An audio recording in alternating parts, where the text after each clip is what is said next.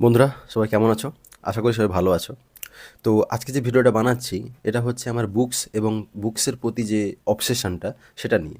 তো যারা বই পড়তে ভালোবাসো এবং বই কিনতে ভালোবাসো তাদের জন্য এই ভিডিওটা। তো আমি বেসিক্যালি বই নিয়ে খুবই সচেতন, মানে বই পড়তে আমার খুব ভালো লাগে। বিশেষ করে গল্প বই হলে তো আমি সত্যি কথা বলতে খাওয়া-দাওয়া ছেড়ে দিই। তো এইবারে যে কলকাতায় যে বুক ফেয়ারটা হয়েছিল, বইমেলা, তো সেখানে আমি গিয়েছিলাম এবং সেখানটায় গিয়ে আমার অনেক, অনেক বই কিনে এনেছি। দেখুন, অনেক বলতে আমার কাছে যত পয়সা ছিল সেটার ক্ষেত্রে অনেকটাই। তো মোটামুটি ওই ২-৩ হাজার টাকার বই আমি কিনে এনেছি।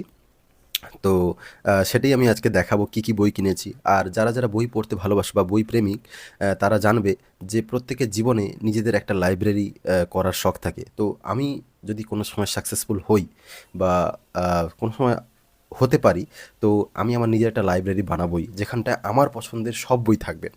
তো এটা আমার কাছে একটা স্বপ্নের মতো, আমি জানি। আর যারা বই পড়ে তাদের কাছেও হয়তো এটা কখনো না কখনো লেগেছে যে আমার একটা লাইব্রেরি থাকলে ভালো হতো। একটা ছোট্ট রুম যেখানটায়, ছোট্ট রুম না, অনেক বড় রুম যেখানটায় অনেক, অনেক বই থাকবে, বইতে ঠেসা থাকবে, একটা চেয়ার টেবিল থাকবে এবং সেখানটায় আমরা পড়াশুনো করব। সেখানটায় আমাদের ভালো, ভালো বই থাকবে। কেউ লোক এলে সেটাকে আমরা দেখাতে পারবো যে আমার কালেকশানে এই বই আছে।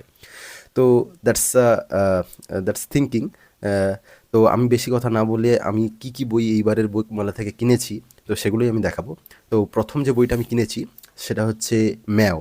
তো এই বইটার নাম অনেকে শুনে থাকবে, অভিষেক চট্টোপাধ্যায়ের লেখা। খুবই ফেমাস বই।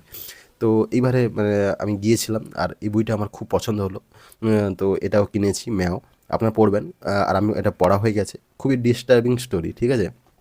যারা একটু থ্রিলার, যারা একটু মানে হচ্ছে কী বলবো, ডিস্টার্বিং স্টোরি পড়তে পছন্দ করে, আ তারা এই বইটাকে অবশ্যই পছন্দ করবে। ঠিক আছে? তো নেক্সট যে বইটা আমি কিনেছি সেটা হচ্ছে রাস্কিন বন্ডের এই যে 'রোডস টু মিসৌরি'। তো এই বইটা কিনেছি। এটা অনেক দিন থেকে কেনার শখ ছিল কিন্তু সেভাবে কেনা হয়নি।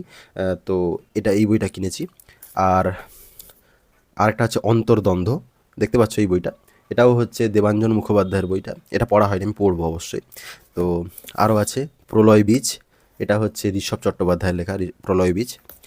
আর শরদিন্দু বন্দ্যোপাধ্যায়ের লেখা 'ঝিন্দের বন্দি'।